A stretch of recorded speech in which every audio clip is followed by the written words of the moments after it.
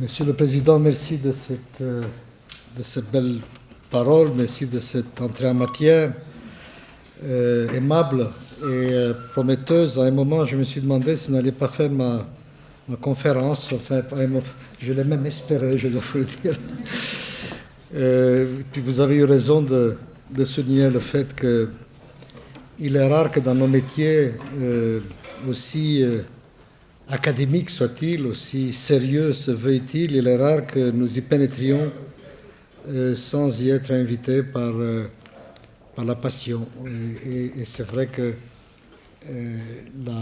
l'Europe a toujours été pour moi, et toujours d'ailleurs, une véritable passion intellectuelle, mais aussi affective. Et si je m'occupe de l'Europe, c'est parce que je voudrais beaucoup que l'Europe s'occupe de moi. Elle le fait moins bien que je ne l'espérais, mais je n'ai pas perdu l'espoir. Monsieur le recteur, chers collègues, chers étudiants, en préparant cette causerie, je me suis aperçu dans quoi je me suis fourré. Non parce que c'est un sujet difficile à traiter, ce ne l'est pas, mais précisément parce que c'est un sujet tellement débattu, tellement rebattu. La crise de l'Europe est un lieu commun qui traîne partout. Vous ouvrez un journal, vous tombez dessus, et les disséquer et les étudier. Tout un chacun offre des remèdes et les pleurer, bien sûr. La crise globale aussi, d'ailleurs, les deux sont liés. Et moi, j'ai toujours été étonné de l'étonnement des gens devant cette crise, comme si elle n'était pas prévisible. Et là, je parle de la crise économique, la crise globale, ce qu'on appelle la grande dépression dont l'Europe a souffert et souffre encore. Alors, prévisible, pas dans ses modalités, bien sûr, de cela nul ne pouvait le prévoir. Mais enfin, chaque grand bouleversement de l'histoire a apporté son lot de convulsions intellectuelles, sociales, économiques, politiques. Songez à la réforme, par exemple. Songez au changement de paradigme dû à la révolution scientifique. Je ne sais pas si vous avez l'occasion de lire l'ouvrage classique de Paul Hazard, La crise de la conscience européenne. Songez à la révolution industrielle, à la décolonisation. Tout cela, c'était des moments révolutionnaires et bien entendu des moments qui ont entraîné des crises profondes. Le grand bouleversement de notre temps a pour nom la mondialisation et l'espèce de vertige agoraphobique que la mondialisation provoque. On se recroqueville sur soi parce qu'on a peur de l'espace qu'ouvre la mondialisation. Mais c'est un sentiment humain compréhensible, tout à fait compréhensible. Et l'Europe est une facette seulement de cette crise protéiforme. Vous voyez ce qui se passe aux États-Unis. Regardez le phénomène Trump, qui est un phénomène absolument fascinant. Pour moi qui le suis pas à pas tous les jours avec une espèce de fascination morbide, je dirais. Trump, c'est exactement cela. Il parle exactement des mêmes thèmes. Il le fait à sa manière, bien sûr. Il faut faire un énorme effort pour comprendre ce qu'il raconte. Mais enfin, c'est de cela qu'il s'agit. Trump est le symptôme de cette espèce de vertige qu'a saisi le monde entier, y compris la locomotive de la mondialisation, qu'est l'Amérique. Donc l'Europe n'est qu'une facette de cette crise, mais c'est elle qui nous intéresse ici. Et en effet, vous l'avez souligné, Monsieur le Président, de mémoire d'Européens, je pense, la situation de l'Europe, sa patrie supposée, n'a été pire, du moins dans sa tête. Sondage après sondage, l'Union apparaît comme une créature chétive et mal aimée, responsable de tous les maux dont souffrent ses citoyens. L'Europe, c'est le nouvel homme malade de l'Europe, selon le titre de la dernière étude d'opinion approfondie que lui a consacré récemment l'excellent Pew Research Center. La sanction politique, mais aussi morale de cet état d'esprit, et la montée en force des partis populistes et europhobes qui minent partout le consensus social et politique des sens social-démocrates sur lequel repose la construction européenne. Les raisons de ce désamour varient d'un pays à l'autre. En France, où la construction européenne était volontiers considérée comme la prolongation de sa puissance, la désaffection est d'autant plus forte que de ce surcroît de puissance, c'est l'Allemagne qui est mieux armée pour en profiter.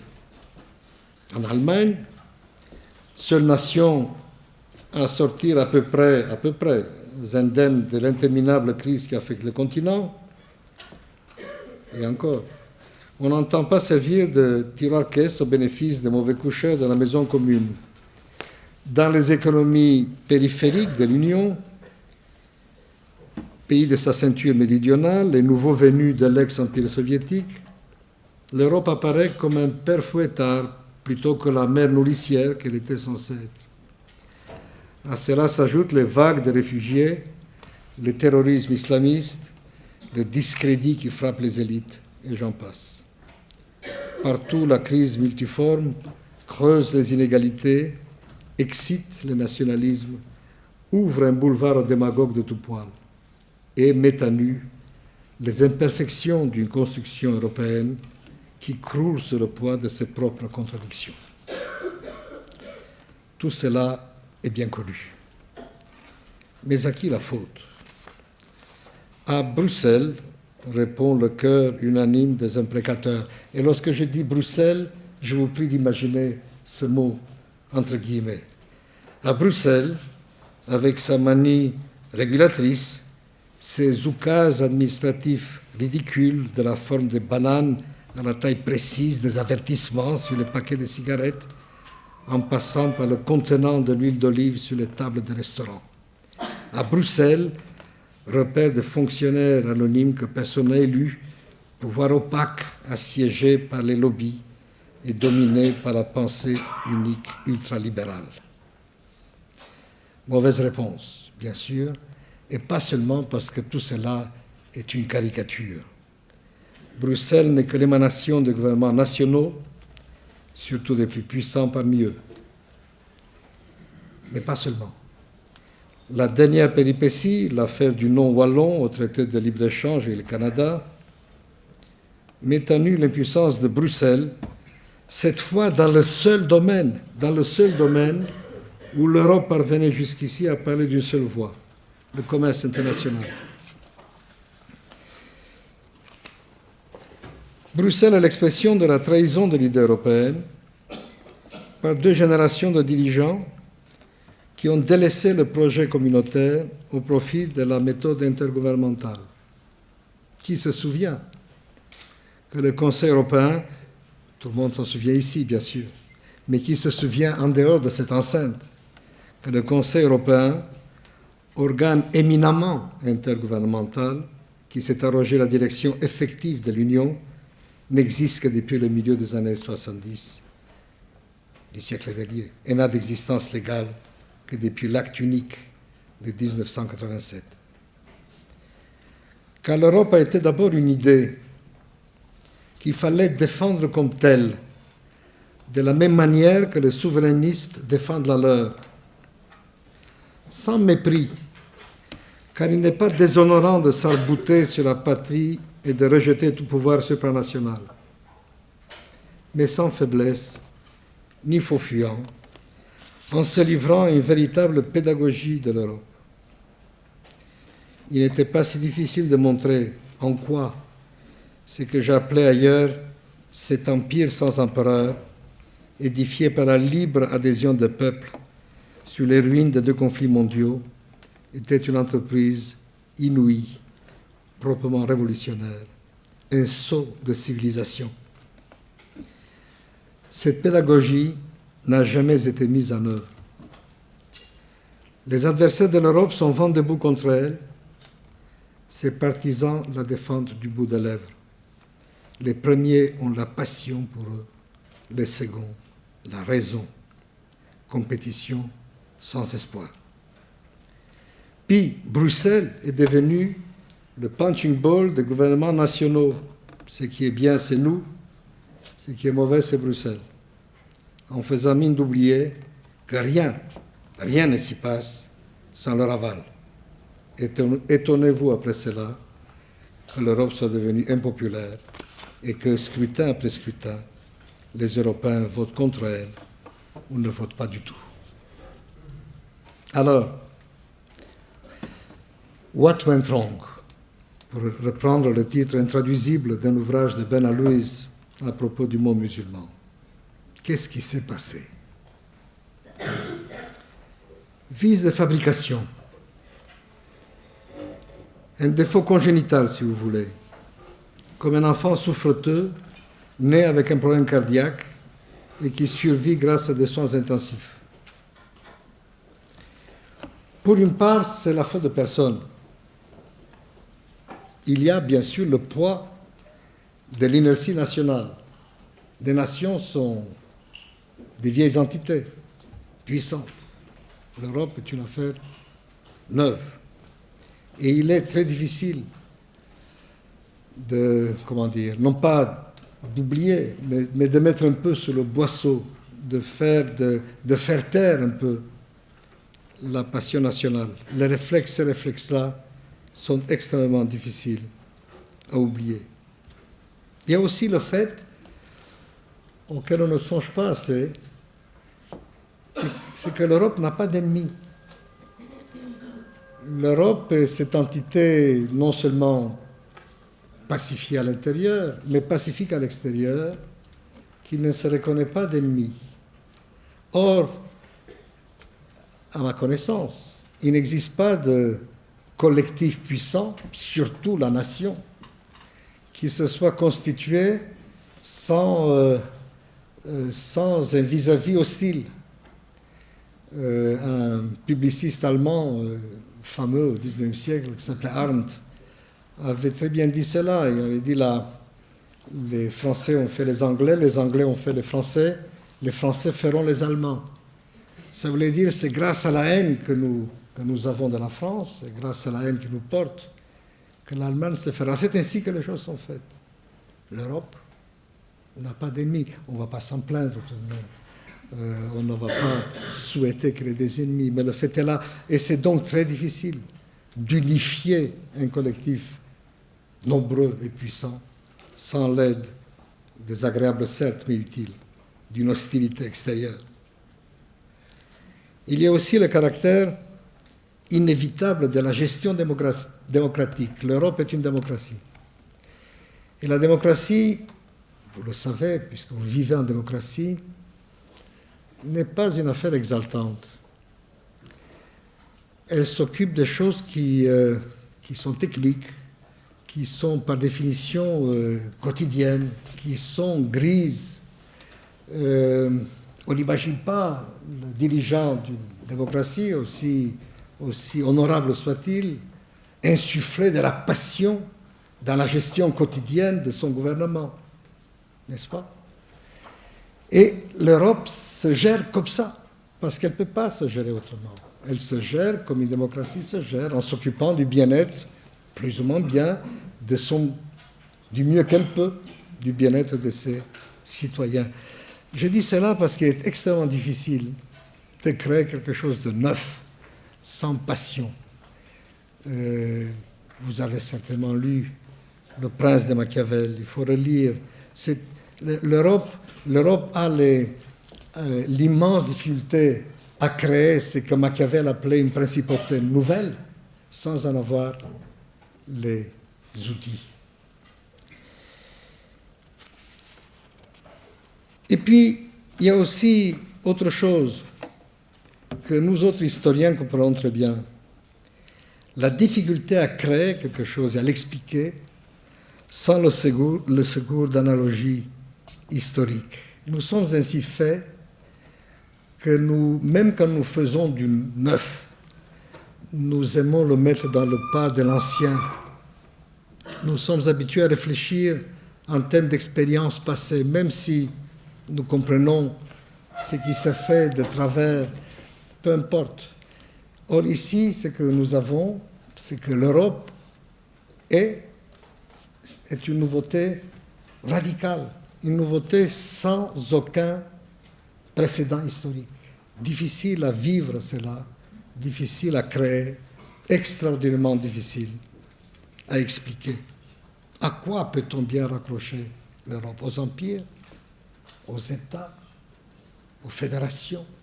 À rien de connu dans la science historique.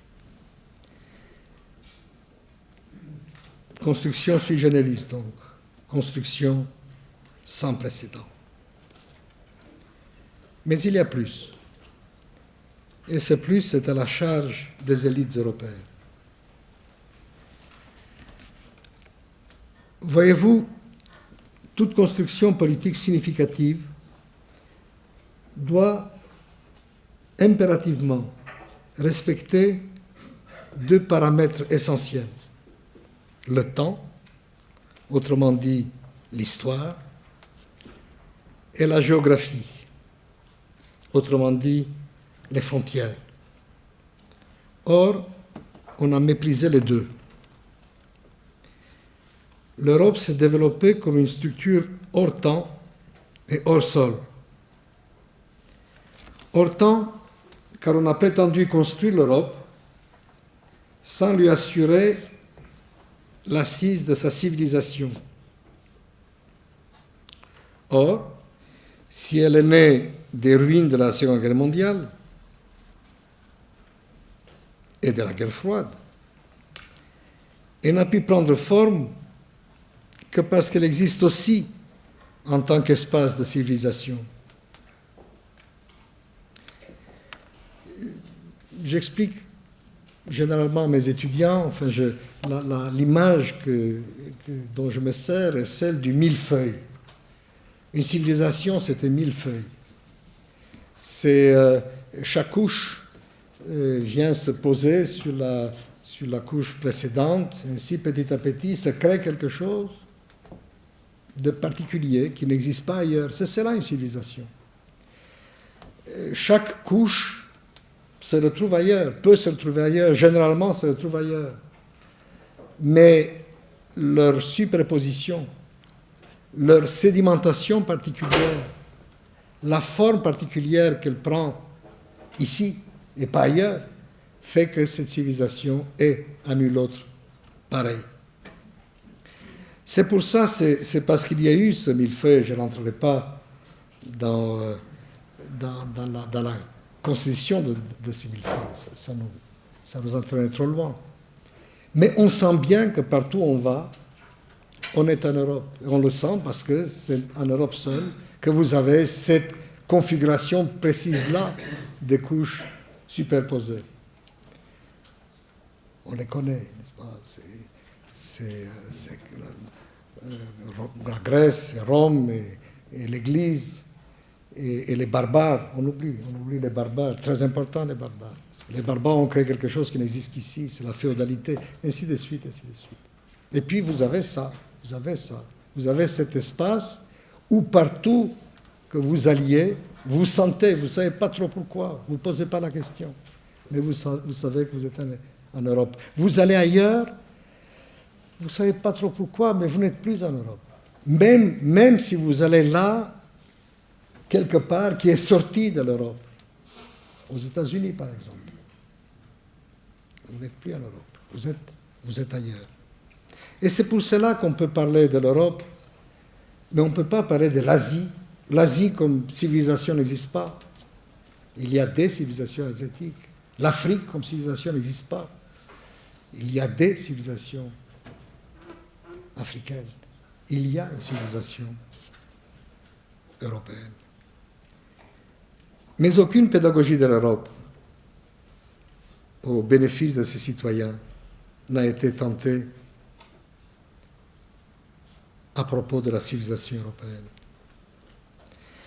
Quelle perception de soi, c'est-à-dire de l'histoire, peut-on avoir si, par exemple, on refuse de mentionner dans le préambule du traité constitutionnel, avorté d'ailleurs, si on refuse d'y mentionner ses racines chrétiennes? Et moi qui ne suis pas chrétien, qui techniquement je ne suis même pas européen, qui ne suis pas croyant d'ailleurs, je me suis battu pour que mention soit faite dans le préambule de la Constitution européenne des racines chrétiennes de l'Europe. Parce que c'est la vérité de l'histoire. Parce que c'est ainsi que ces civilisations se créent, avec toutes les précautions d'usage, bien entendu. Héritage chrétien, dûment sécularisé, tout ce que vous voudrez, les Lumières, tout. Mais refuser de le dire, quelle erreur lourde. J'avais caressé à un moment, il y a des années, l'idée, avec Krzysztof Pomian d'ailleurs, des manuels d'histoire européen. Un manuel d'histoire pour tous les lycéens à travers le continent. L'idée était simple, elle était double en fait. D'abord,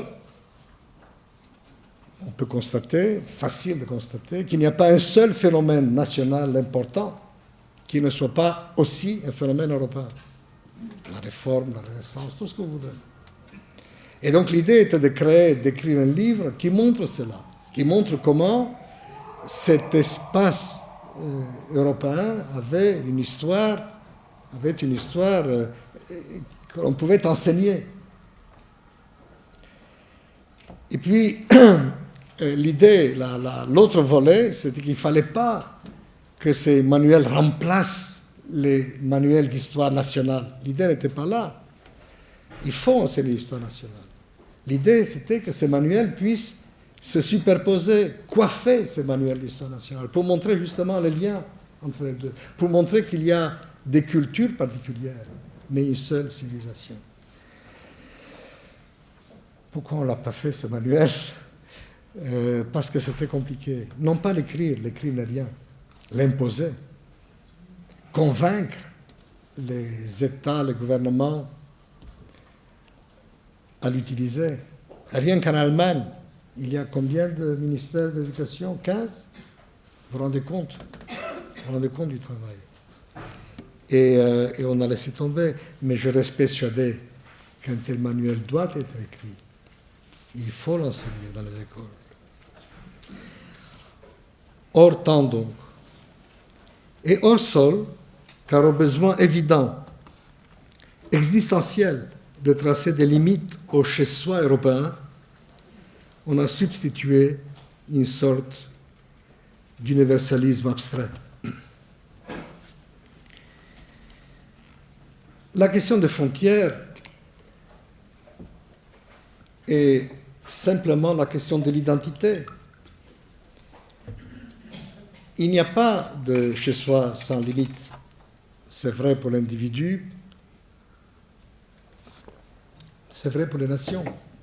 Je ne suis pas un amoureux des frontières et surtout, je ne vois pas ces frontières hérissées de barbelés et défendues par des miradors.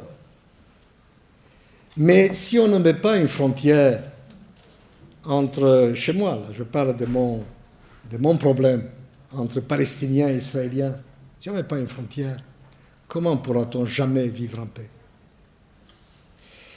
Et donc la question de la frontière, si je pose une frontière, ça veut dire je sais qu'ici je suis chez moi et que là-bas, il est, lui, chez lui.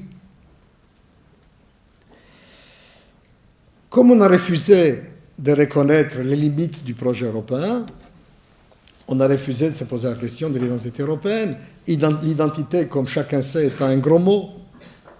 Et donc on s'est amusé pendant des décennies avec l'idée absurde d'intégrer la Turquie dans l'espace européen. Je n'ai rien contre les Turcs. Je pense que c'est un pays tout à fait honorable. De moins en moins d'ailleurs, mais c'est un autre problème. Ça nous libère pas mal d'ailleurs de la question turque en Europe. Mais enfin, la Turquie n'est pas d'Europe.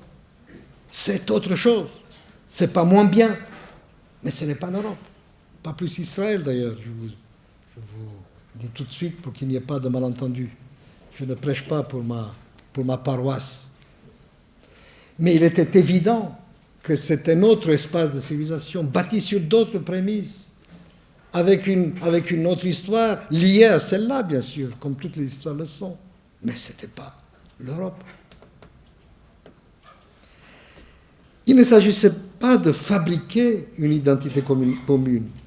Celle-ci existe, elle est le produit de l'histoire, mais de la faire découvrir aux citoyens de l'Union.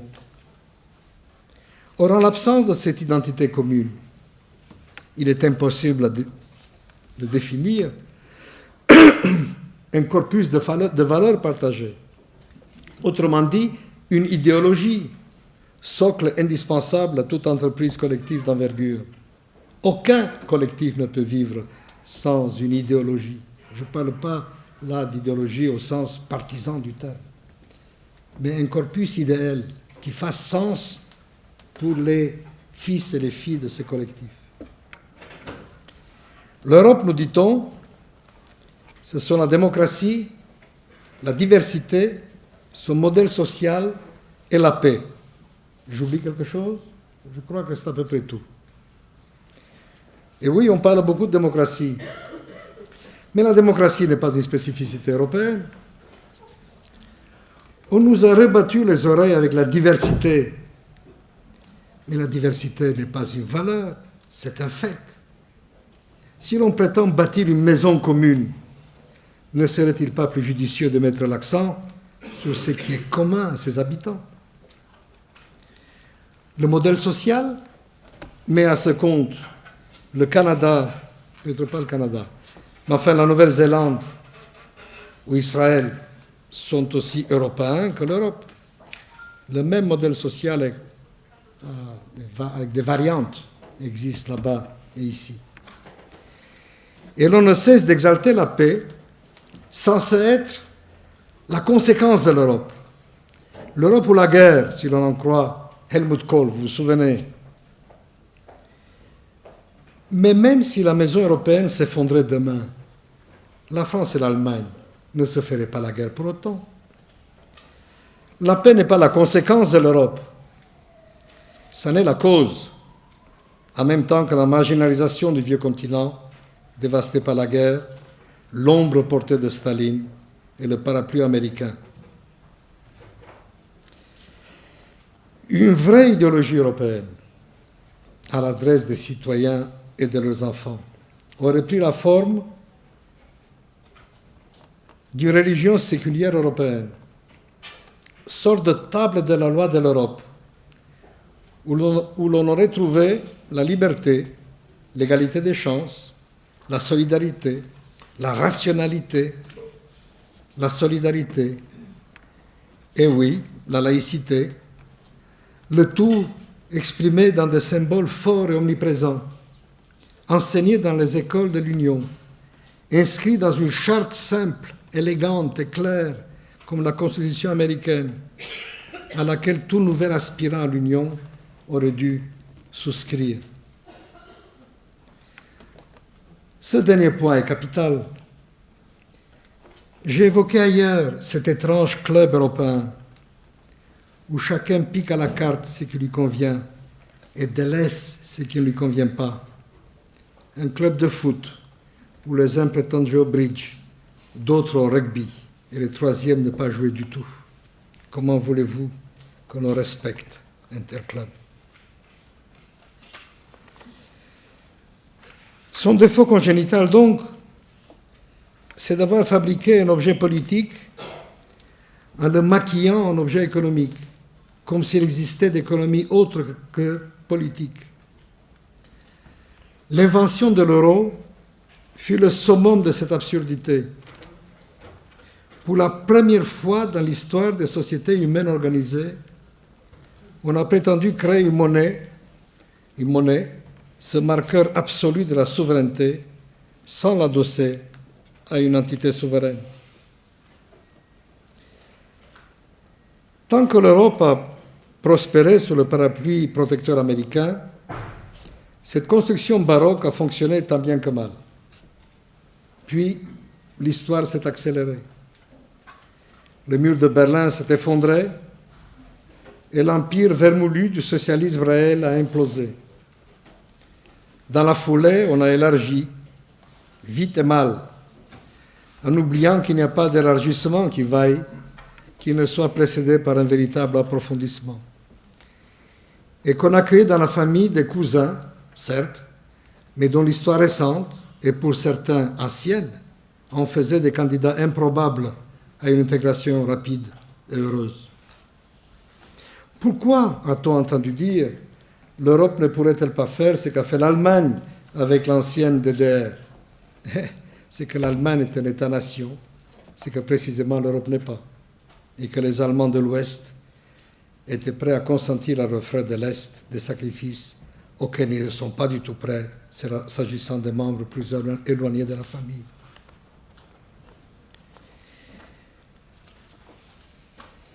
Ce qu'on n'avait pas voulu voir à l'époque est que l'élargissement posait pour la première fois de manière aussi aiguë la question de l'identité européenne. Pendant un demi-siècle, le mur avait permis aux Européens de l'éviter, cette question. Malgré la rhétorique d'usage, cette chose hideuse convenait en fait à tout le monde, sauf au peuple qui l'emprisonnait, bien entendu. Aux deux grands, il offrait un marqueur commode au cœur de leur terrain de manœuvre privilégié, dont il fixait la limite à ne pas franchir au prix de l'apocalypse. À l'Europe unie, il assurait une frontière, honteuse sans doute, mais qui avait le mérite d'exister. Cette frontière effacée, qui fait partie désormais de l'Europe? Qui pourrait en faire partie un jour? Qui n'en a pas la vocation à jamais? Mystère. C'est ainsi que l'Europe est devenue un volet de la mondialisation unie, productrice à son tour de ce vertige agoraphobique que j'évoquais plus haut.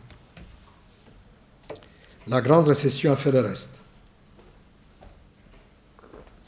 Et le bateau ivre de l'Europe a menacé de sombrer corps et biens. Parmi les raisons qui ont permis aux États-Unis de s'en sortir mieux et plus rapidement, on oublie le plus souvent celle-ci, la solidarité entre les entités fédérées, soumises à la même loi, redevables des mêmes devoirs et bénéficiant des mêmes droits. En Europe, la solidarité entre ses membres a été laminée par la recrudescence brutale des égoïsmes nationaux. Nord et Sud, Est et Ouest ont commencé à se regarder en chien de faïence. On se retrouve entre soi, entre membres du cercle de Visegrad, entre nations méditerranéennes, entre sociodémocrates. À Budapest, à Varsovie, on bafoue les règles les plus élémentaires, non de l'Union, mais de la démocratie qui devait en être l'évidente condition. On tire à U à Dia. On comprend que pour les adversaires de toujours de l'idée européenne, la messe est dite « défaisons l'Europe ». Ce qui est troublant est que des Européens convaincus rejoignent désormais le camp des eurosceptiques. Quand François Hesbourg préconise dans un livre choc la fin du rêve européen, la sortie consensuelle, dit-il, organisée de l'euro, en dit long sur l'état de désenchantement de nombre d'europhiles convaincus qu'ils sont dorénavant que l'Europe est incapable de se doter du minimum de structures fédérales requis pour échapper au cercle vicieux de l'austérité, de l'appauvrissement et de la montée des forces réactionnaires qui la condamnent à l'implosion. C'est évidemment une fausse solution. La sortie de l'euro, organisée ou pas, serait une catastrophe d'une ampleur telle qu'elle ferait passer la crise actuelle pour une péripétie sans conséquence. Malgré tous ses défauts, l'euro a servi de bouclier aux économies les plus faibles de l'Union, en même temps que de frein correctif aux plus puissantes, au premier rang desquelles l'allemande. Les opinions publiques concernées ne s'y sont pas trompées, qui restent toutes, Grèce comprise, massivement favorables à la survie de la monnaie unique. En l'occurrence plus lucide que leurs élites, les citoyens comprennent d'instinct que l'émiettement de l'Europe en État-nation de les chefs pleinement souverains ne résoudrait en rien le problème de leur dette, ni ne leur ferait retrouver le chemin de la croissance. Ça a même évoqué la panique des marchés. Comment ferait la Grèce, pour ne parler que d'elle, pour honorer ses dettes et financer ses achats d'énergie et de biens manufacturés en drachmes dévalués? Et comment l'Allemagne pourrait-elle lui vendre quoi que ce soit avec une marque surévaluée? Il y a plus. L'Europe elle-même, soit la plus belle idée que le XXe siècle ait enfantée, ne survivrait pas à la disparition de l'euro. Helmut Kohl, on l'a vu, pensait que le choix se résumait à l'Europe ou à la guerre. Mais l'alternative qui se pose aux Européens n'est pas l'Europe ou la guerre, mais l'Europe ou l'anarchie, et aussi, excusez du peu, l'Europe ou l'insignifiance, ou, si l'on préfère, l'Europe ou la sortie définitive de l'histoire. À l'heure où le monde globalisé qui est le nôtre s'organise en grands ensembles et où, à nouveau, les nombres comptent, que pèse la France seule? Que pèse même l'Allemagne seule, avec sa démographie en capilotade, face aux mastodontes qui lui font concurrence, parce que les nombres, de nouveau, comptent. Vous savez, là encore, on vit dans une illusion terrible. Pendant très longtemps, les nombres de peuples ont fait la puissance des peuples. Si la France a été hégémonique au Moyen-Âge et au début des temps modernes, c'est parce que la France était la Chine de l'époque. 20 millions d'individus, c'était beaucoup à l'époque.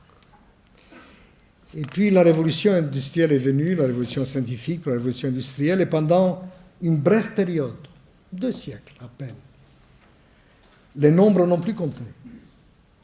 Ce qui comptait, c'était la technologie, la science, ces choses qui étaient l'apanage exclusif de l'Occident.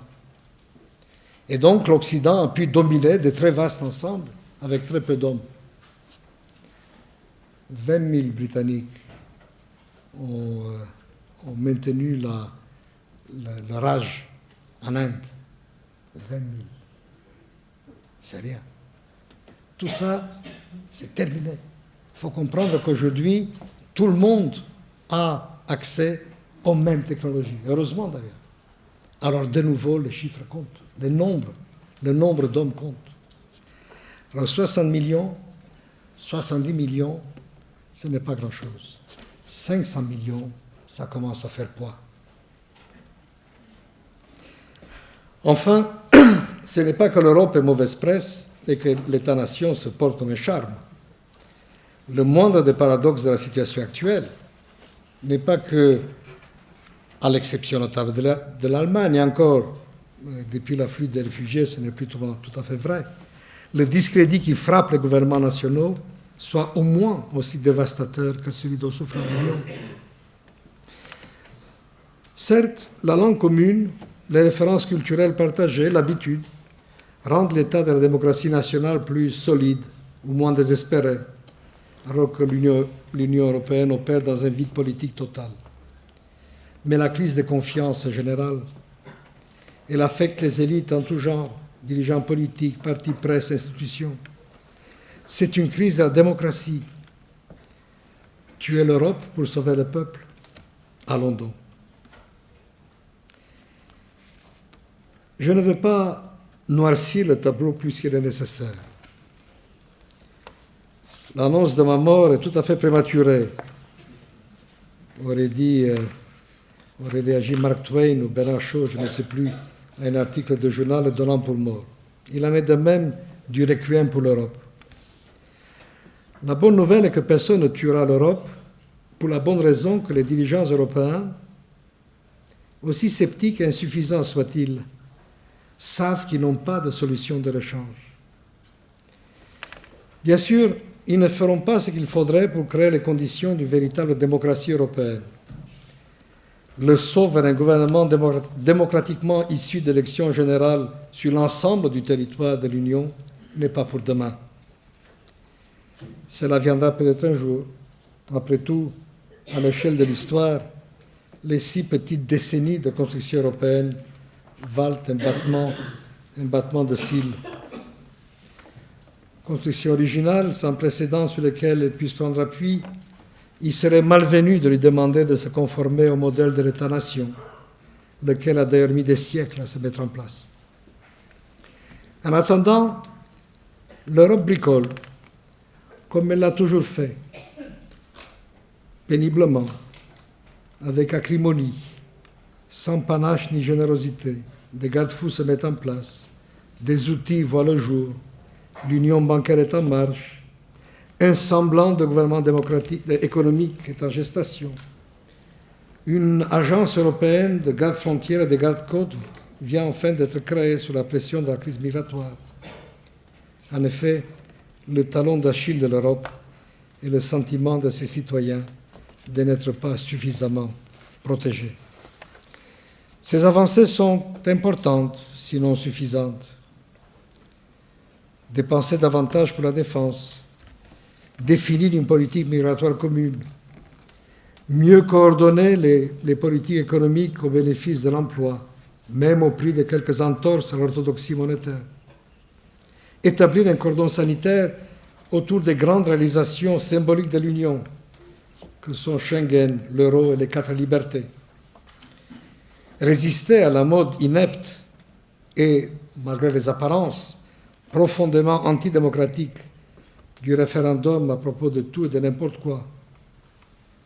Qu'une poignée de Néerlandais, soit dit entre parenthèses, une poignée de Néerlandais, soit 0,02% de la population européenne, fasse capoter un accord avec l'Ukraine dont on n'a virtuellement pas débattu pendant la campagne référendaire, voilà un bel exemple de démocratie en action. Se résoudre à sanctionner sans faiblesse les manquements les plus flagrants aux obligations contractuelles et morales des États membres. Ne pas hésiter à mettre en œuvre les coopérations renforcées prévues par les traités, car je ne vois pas comment on pourrait éviter l'Europe à 2 ou plusieurs vitesses, ou si l'on préfère, l'Europe à cercle concentrique, au cœur de laquelle on trouverait une sorte de coalition de volontaires qui veulent ou peuvent aller plus loin. Voilà qui renforcerait l'Union davantage que tous les discours sur plus d'Europe ou d'hypothétiques réformes institutionnelles. Certes, nous sommes loin de l'élan et de l'enthousiasme du New Deal dont l'Europe aurait besoin. La politique européenne, au sens noble du terme, la gestion des affaires de la cité dans l'intérêt commun, n'est pas encore à l'ordre du jour. L'Europe, selon la belle formule de Jean-Louis Bourlange, n'a pas encore franchi la porte sacrée du politique.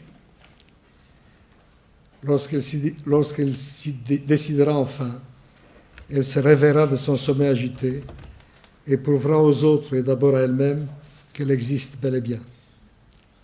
C'est alors qu'elle pourra commencer à peser de tout son poids sur la scène du monde. En attendant, le peu qu'elle fait est probablement assez pour sauver l'euro et préserver l'avenir. À sa manière chaotique et titubante, en procédant comme toujours par tâtonnement, l'Europe sortira de la crise plus forte qu'elle n'y est entrée. On eût aimé que ce fût par choix. Ce sera par manque de choix. Ce n'est pas glorieux, mais c'est mieux que rien. En fait, je faisais allusion tantôt, c'est toujours ainsi que fonctionne la démocratie, régime éterne, fait de compromis sans gloire et d'arrangements à la petite semaine, qui ne laisse découvrir ce charme puissant qu'à ceux qui n'en bénéficient pas. Comme la démocratie, l'Europe n'est grande et belle qu'aux yeux de ceux qui frappent à sa porte. Il faut espérer qu'elle ne deviendra pas, pour ses citoyens, le lendemain du jour où, par aveuglement coupable, ils comprendront qu'ils l'ont définitivement perdu. En fait, avez-vous vu à la télévision ces milliers d'Anglais qui, au lendemain du Brexit, brandissaient des pancartes avec les mots « We love you, Europe ». Que n'y avait-il pas pensé plus tôt? Vous me direz que c'est une pauvre consolation, peut-être. Mais je tire quelques satisfactions de la gueule de bois britannique. Non pas je ne sais quelle schadenfreude dont me préserve une solide anglophonie et, je crois, une correcte appréciation du rôle historique de ce pays. Non. Non plus parce que j'ignore que l'Europe ne sort pas grandie de cette affaire, ni matériellement, ni symboliquement. Mais parce que l'extrême confusion, si un-British, du débat qui a précédé le vote du 23 juin, comme des réactions qui l'ont suivi, montre bien à quel point le grand large dont ses partisans se réclament est devenu un mythe vide auquel ils ont grand mal à donner un contenu.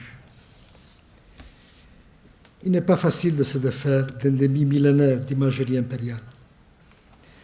Parce que aussi cette désertion offre aux dirigeants de l'Europe une occasion, certes triste, mais réelle, d'assumer les principes de l'Union et de définir plus clairement les limites du licite, de l'interdit, de réaffirmer les règles du club, si vous voulez.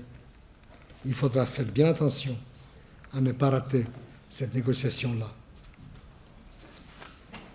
Dans un texte intitulé « La tour de Babel », qui se lit comme une allégorie de l'Europe, Stefan Zweig retourne comme un gant le vieux mythe biblique. Les hommes, dit-il, s'étaient associés dans une œuvre commune, non par orgueil, mais par soif d'unité et d'éternité. Mais Dieu prit peur que ces misérables insectes se mettent à lui ressembler. Alors, je cite, « Il tendit la main contre les hommes qui, en bas, travaillaient avec unité et application, et frappa leurs esprits. L'heure la plus amère de l'humanité était arrivée. Tout à coup, pendant la nuit, en plein travail, ils ne se comprirent plus les uns les autres. Ils jetaient leurs briques, leurs pioches et leurs truelles. Ils se disputèrent et se querellèrent. Et finalement, ils abandonnèrent l'œuvre commune. Chacun rentra chez soi, chacun s'enfuit dans sa patrie. » Fin de citation. J'ignore si l'analogie est pertinente. Après tout, la multiplicité des langues, des cultures, disons, ne devrait pas faire obstacle à la construction de l'Europe, qui est, elle, fondée sur une civilisation. Cette confusion entre culture et civilisation a fait des ravages. Mais je sais que l'Europe est une grande et belle chose, et je ne vois pas trop par quoi on pourrait remplacer sans régression. À quelqu'un qui soupirait que la vie, ce n'était pas terrible, j'ai entendu une fois Shimon Peres répondre « C'est vrai, la vie, c'est pas terrible, mais quelle alternative ?» Et je sais aussi que, de nos jours, les Européens n'ont plus besoin de la main de Dieu. Pour démolir la maison commune, la leur suffirait. Merci bien.